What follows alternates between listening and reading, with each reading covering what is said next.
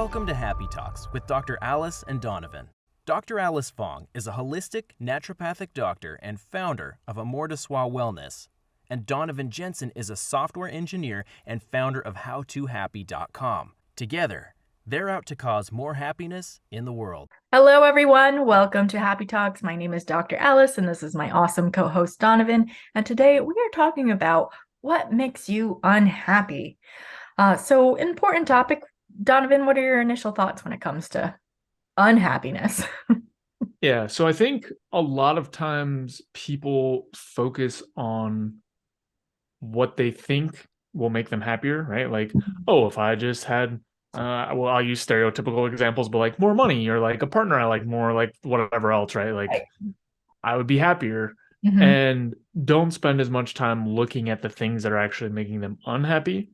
And I Mhm. think for quite a large number of people, a lot of times just like sort of removing a couple things that are making you unhappy or Mhm. focusing on that instead of, chasing happiness Right. can uh help make progress, especially if people are feeling stuck, right? Like if when people are feeling like they're like, oh, I'm chasing happiness or like I'm trying so hard or whatever else.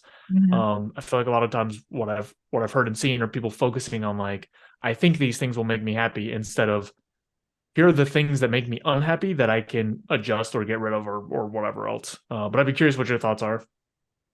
Yeah, no, I kind of agree with that idea of unhappiness, and it's actually, I think, important to focus on the things that make you unhappy, because then that's a different way to address happiness in itself. But yeah, generally kind of what I was thinking, my initial thought was like relationships and people staying in relationships even though they're significantly unhappy, but maybe they stay for the kids or for other reasons. And I think there's room to grow always if both parties are willing to put in the work. But if it's like year after year and nothing is changing, it's like you have to reevaluate if this is worth hanging on to, if it's a constant source of unhappiness. Um, yeah, those are my initial thoughts. Yeah, that's another good point. I think a lot of people can sort of ignore things that are making them fundamentally unhappy by really focusing in on the tiny pieces of it that do make them happy. And like you said, in relationships, but I think it applies to a large number of things. I think we talked a little bit the other day about sort of like pleasure and happiness and how you can get stuck in a rabbit hole chasing down things that don't actually work for you in the long term. And I think that kind of works in the same way, right? Where like if somebody has something like a drinking problem, Mhm. like they focus on, the 10 or 5% or however much percent of time, less than 50, where they're actually happy and feel good, and use that to ignore the other 80-90% of the time where they just feel miserable.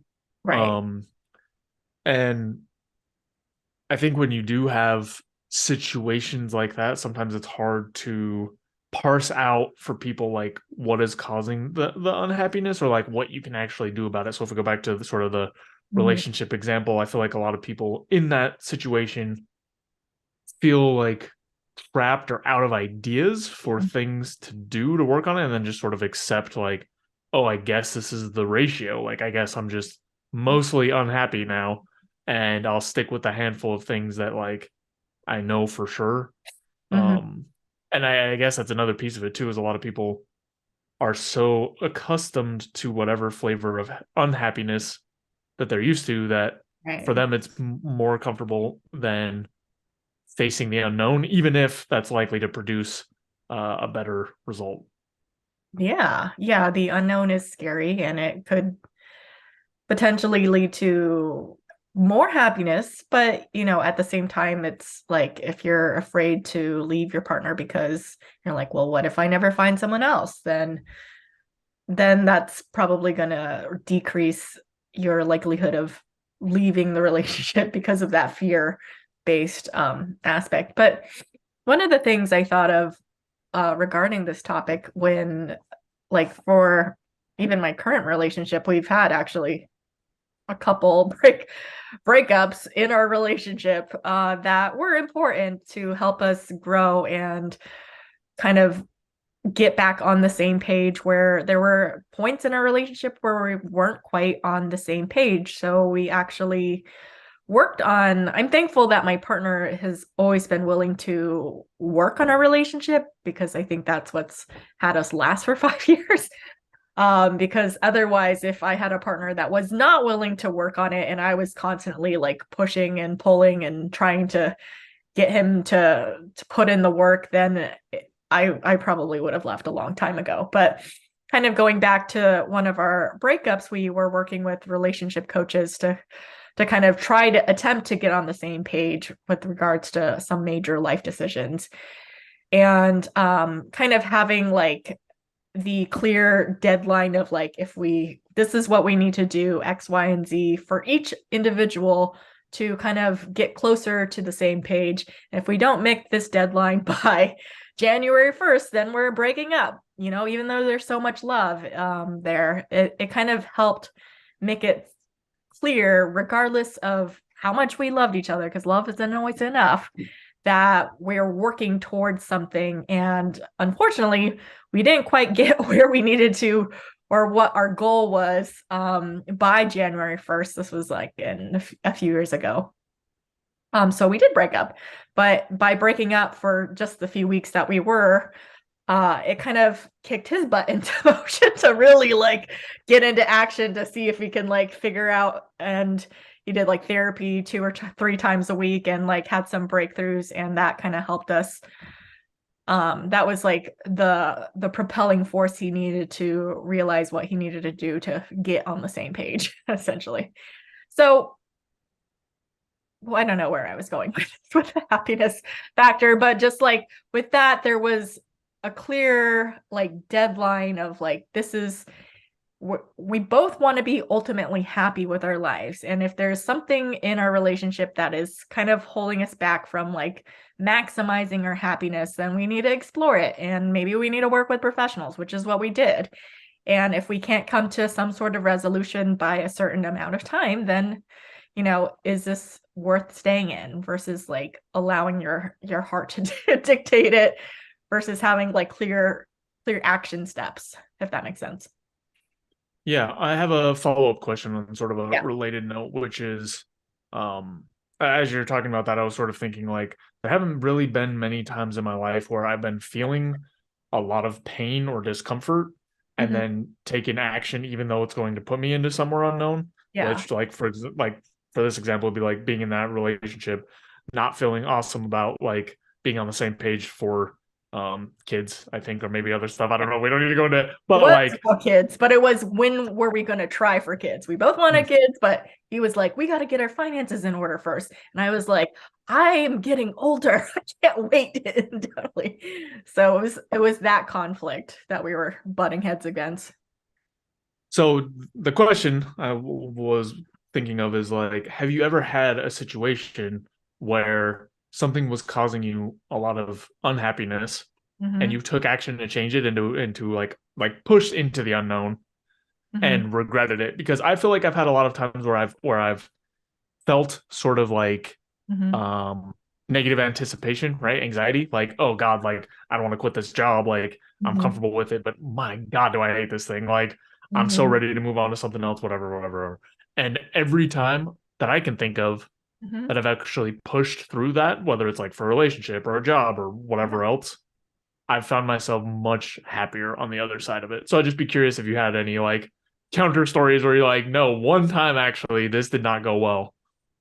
None that are coming to mind, because when I think about the incidences where I was unhappy and I eventually decided to escape that, whether it's a job or a relationship or and leave, I mean, there was the initial difficult period of the unknown, Hmm.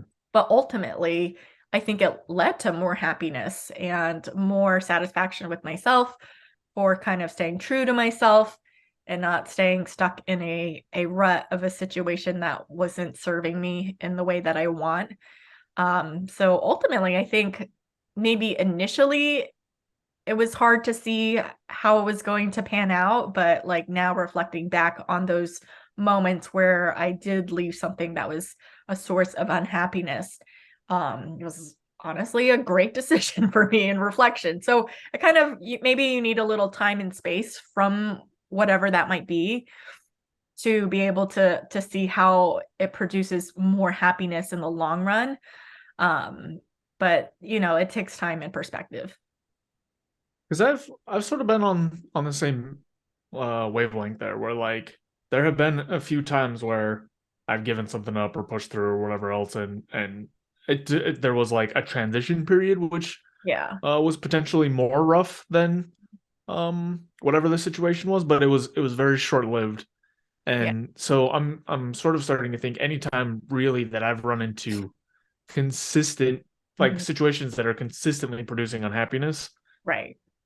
pushing out into something else has not ever been something I regretted, even though I've felt so much trepidation around it. And I say all that just because like I think a lot of people, and I've been in this camp in the past, get so locked in and so accustomed to whatever it is that they currently have. Um, but I can't think of a situation where it hasn't really worked out. I'm sure it's not 100%, Yeah.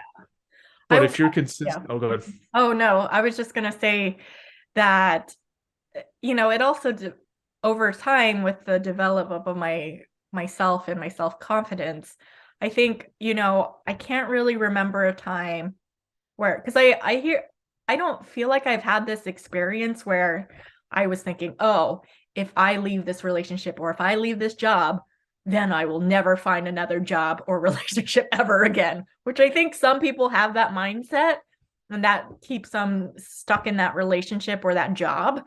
But for me, it just was like, yeah, no, I have confidence in myself that eventually, I don't know when, I will eventually find another suitable partner that might be even a better fit. Or if it's a better job, if I left a job that wasn't serving me or it was causing a lot of unhappiness, or there was a conflict with a boss or something of that nature. And like, no, I have confidence in myself. And now that I have more job experience, now that I have more relationship experience, I'm like, even if my current relationship ended, I know it wouldn't be the end of the world. It would be devastating, but I know I could eventually move on and grow from that experience and find someone who may be a better fit eventually. Yeah. Yeah, we haven't talked about this in a long time, but it goes back to, or just reminds me of sort of this like scarcity and abundance mindset sort Yeah. of mentality, right? Like, and Mhm. I think that actually makes a lot of sense where if you have sort of a scarcity mindset, if you think opportunities are sparse, Right. like you are less likely to feel empowered to sort of leave whatever situation you're in Mhm. to look for something better. Right. And uh you were sort of talking about how you never really felt like, oh, I'm not going to find someone again, or I'm not going to find, that sort of mindset. Like I've had that in the Mhm. past, like way Yeah. in the past. I used to have sort of that kind of thinking, and it's just interesting to now realize that, um, sort of working on having more of an abundance mindset is the thing that sort of empowered me or allowed me to open up more space to make those sorts of moves. So I'd be curious if you've always felt that way, or if that's something that you also had to like work on. I think it was something that I've had to work on definitely because there have been periods in my life where I had trouble sustaining a relationship. Like finding someone new to date wasn't the issue. It was like sustaining that relationship was the harder part for me. And so there was definitely a lack of self-love and self-confidence. But I think I've gotten to a point where I'm feel good about myself and I don't have that fear kind of like and I realized that fear when I did have more of that. I don't know if I'd say it was scarcity. It was more like fear that I was not enough. Or it's like, is it ever gonna, I'm like, the problem wasn't like finding someone new, it was like sustaining it. So it was a different type of fear. It was more of, am I ever going to figure this out and kind of overcoming that over time. That makes sense to me. Like you sort of had to develop more it's like, yeah, more along the lines of like a self-worth type of thing or esteem. I think we had a conversation about this and I forgot what you thought the Yeah, difference was, but close enough, I hope. yeah. um I did have another angle I kind of wanted to open up, which is I'd be curious your thoughts on, I've seen people who have some major source of unhappiness, and instead of addressing that, try to cover it up by like getting happiness from a bunch of other things. So for Right. example, like let's say that someone is unhappy with their job and then they try to sort of like cover that up with like, oh, I'll have like extra family time or go out with my friends more or drink more or go out to eat or whatever else. I'm just curious what your thoughts are on that sort of like coping mechanism, I guess. I think it kind of depends on the degree of the unhappiness it's creating. Like, it's one thing to just not find your job extremely like fulfilling or joyful versus having like a extremely toxic boss that gives you like a ton of stress. And that I think is a situation that you is more important to kind of find a way out. Versus, I know people like that, maybe their job isn't the most fulfilling or purposeful or satisfying thing that they're doing. It's mainly to get a paycheck. So if it's not like causing a huge amount of distress, and they can kind of shift their mindset of finding a way like this is, even though this isn't creating a ton of joy or happiness, by getting money, it allows me to fund the things that I want to do that are more fulfilling or purposeful, whether that's like water skiing or some skydiving, whatever hobby or activity that might be, or going out on date nights, whatever that might be. And seeing it that way might help make the job more bearable. But if it's a situation where it's like a toxic boss situation that's like that stress is seeping into your other aspects of your life outside of work, where you're thinking about it and stressing about it, and you can't even fully enjoy your family time or your date nights because you're just like stressing about what is he going to do next or how is he going to respond to that. I think that's a different situation that, yeah, should be looked at. Yeah, I think that makes a lot of sense. Like the degree of unhappiness that it causes you and how much you end up carrying it with you everywhere else sort of dictates how much attention you need to pay to it. Like if, like you said, like if you have a job and sure, it's not like, oh, this is my passion and mission in life, but it's enough to help you sort of fund the things you do want to do. And it makes sense to me that you can sort of like compartmentalize a little bit more. But if it's and this could be a relationship, a job, anything, if it's like extremely negative and bleeding into all aspects of your life, then that's almost definitely a huge red flag of like something has to change here. Yeah. And I feel like too with the scope of the unhappiness, right? Like if something is extremely unpleasant, often the coping mechanisms are also not good. So, which is to say that like if you extremely hate your job and it's like stressing you out a ton, then a lot of people are going to turn to like excessive drinking, or like they're going to start being rude or like on edge around their friends and family, or they're going to be sort of unable to, I don't know, like if you're into fitness or something, like you're not going to be able to sleep or rest well or exercise correct because your head's not going to be in the right place. So I think that's a good point to sort of like look at the scope of how much the things are impacting you to figure out how much attention you need to put into sort of making adjustments. Yeah, totally. It's, how does it affect the other aspects of your life and to what degree, and can decide if it's worth, sticking it out or leaving at that point. The other thing I wanted to touch on for this topic of unhappiness is to, and I know we've talked about it in other episodes, but I think it's, I don't know, it's a little different or nuanced in that, we both talked about how like having the expectation of being 100% happy 100% of the time is very unrealistic. And so knowing that like, yeah, happiness is not going to be 100% of the time, and that's okay. That's part of life.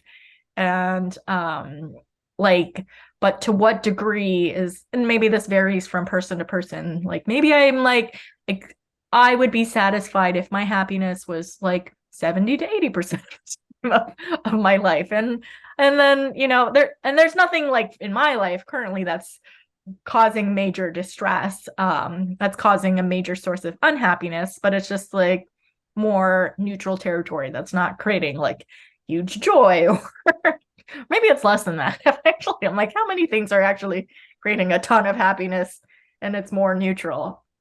But I was just curious about what your thoughts about like percentage wise of what seems reasonable. And I know this could vary from person to person, of like unhappy, like I guess there's a scale of like happiness, neutral, and unhappiness. Or would unhappiness, or does it go even further into like unhappiness is different than like depressed? I don't know. What are your thoughts? So the way that I kind of think about it, and I have no idea if this will be universal at all, but is like if I'm at so first of all, if we're using like a scale from 1 to 10, 1 being Yeah. like the most miserable or whatever, 1 being a very strong negative emotion, whether that's Yeah. like depression or anger, right? Like it can come Yeah. in whatever flavor, but just like on the Mhm. negative end of the scale. Yeah. And 10 being like I'm so excited I can't see straight. Mm-hmm. Times that I am when I'm at like a 5, which is probably the baseline Yeah. ish, just like sort of a neutral, Yeah. whatever. Mm-hmm. If I'm there most of the time, it doesn't really matter to me, and it's not really something I look at. What I tend to look at or get worried about or whatever is if I'm spending a lot of time in 3 or 4, right? Mm-hmm. Like Yeah. extended periods of just being like irritable or whatever Mm-hmm. else. Not like absolutely miserable, but just kind of like off. And Yeah. then pretty much any instances of like being at 1 and 2, right? Like any time that it's like, whoa, this is like a major unpleasant event. Yeah. Now, if it's tied to something that's like, what, like a pattern, like every time I see this person, I get in a huge fight with them. Like Mm-hmm. this, that's something I really want to put a lot of attention on. Mm-hmm. If it's something like someone died unexpectedly, Mm-hmm. I also want to put attention on it, but in a different way, right? Like it's a different sort of process. So sometimes it's about making actual changes in my life, and sometimes it's about working as hard as I can to give myself the space to like process those negative emotions. Mm-hmm. And paying attention to the difference between those can actually be really hard sometimes. Yeah. And then outside of that, trying to find like ways to push up from a 5 to like a 6, 7, 8.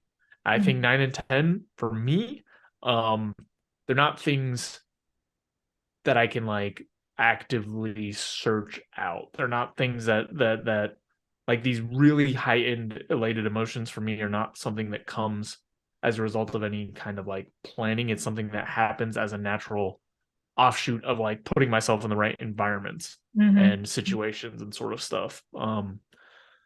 I forgot what the original question was, but that's kind of the way I look at it in terms of like how to direct my attention. So like if I'm in those low numbers, I put my attention there first. Mm-hmm. Otherwise, I try to like notch things up a little bit. And then as far as like I guess overall percents of days and stuff, Mm-hmm. it's since most of the time it's at like this 4, 5, 6 level, right? Like neutral, like a Yeah. little bit feeling good, or just like, Mm-hmm. this person cut in front of me in line. That's kind of annoying, but whatever.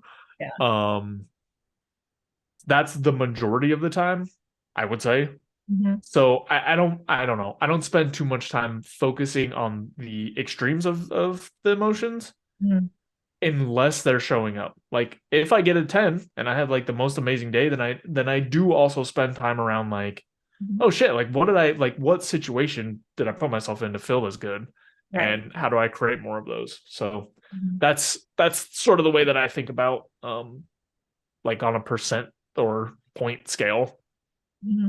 Yeah, no, I think that makes a lot of sense to like, I agree, we kind of hover around the middle most of the time, but important that when we are on either extreme end to kind of reflect about what's the source of it. Is it a pattern? I like what you said about whether it's like a pattern, whether it's a friend or a coworker that you have to constantly interact with is causing like a source of anger or irritability, versus a death is a very different situation that will, be hard, maybe even harder of a situation initially, but over time with grieving and healing, it starts to get less painful over time.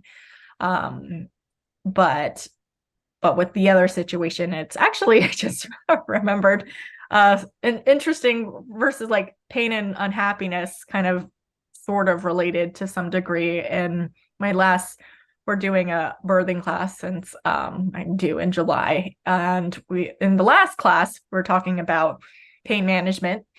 And we did this little exercise where we put an ice cube in our hand and like held it. And so we held that ice cube for the first time. It was 30 seconds in it without any type of intervention or trying to address it at all. And it got pretty uncomfortable after like halfway through.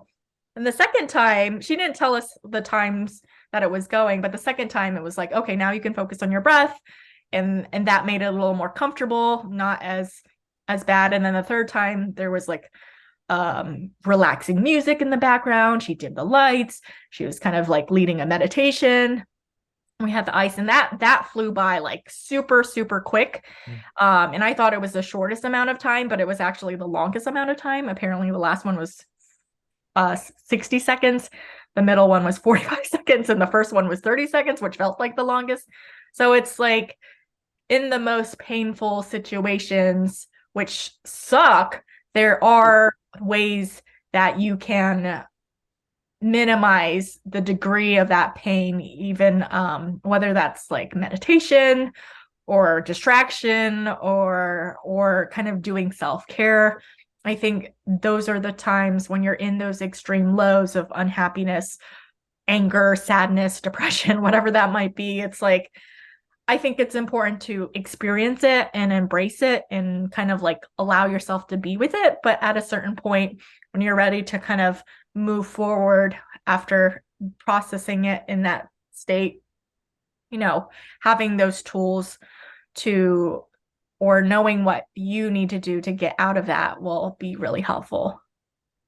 Yeah, I think that's a really nice way to color in what I was trying to say earlier, which was like, when I'm down in the bottom couple points of feelings and emotions, knowing the difference between whether it's a problem I should be working on, right, or like something external that I need to take action on, or something internal that I need to like better manage, right, with the tools available to like my internal life. Mm-hmm. Knowing the difference between those two things and putting your attention or like focus in the right place makes a big difference. Like in the case you were talking about, like in one sense, like holding an ice cube, like the there's one way to solve that problem, which is just like stop holding it. Obviously that's not against the point of the exercise, right, but that's like one set of actions and one way to like sort of manage that. And then the other one is sort of the tools you were talking about, and that's I think that's a really key and important thing to do when looking at some of those things that are causing a lot of unhappiness, because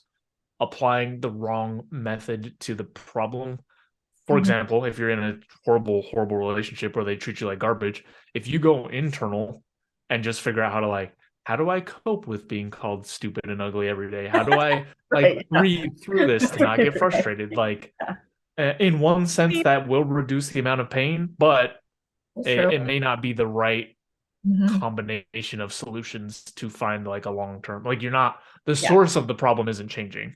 Right. Yeah, no, totally. It doesn't change. And I think a lot of source of problem, and again, it goes back to, are both parties in a relationship willing to work on it? And if that other party isn't, then it's going to just be the constant same source of stress and pain and suffering. But, I think a lot of people, if they're equally committed to the relationship, they want it to work, they both want it to work, and they're they're not quite sure what they need to do. It's like, oh, like in the initial stages of my relationship, we struggled a lot.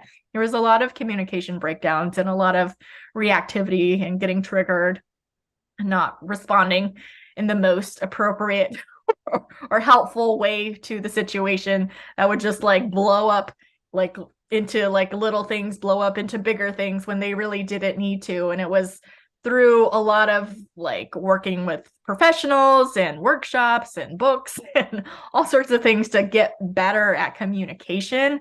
And that significantly helped the relationship, as long as both people were willing to work on the issues together as a partners versus just like one person. It doesn't work as well.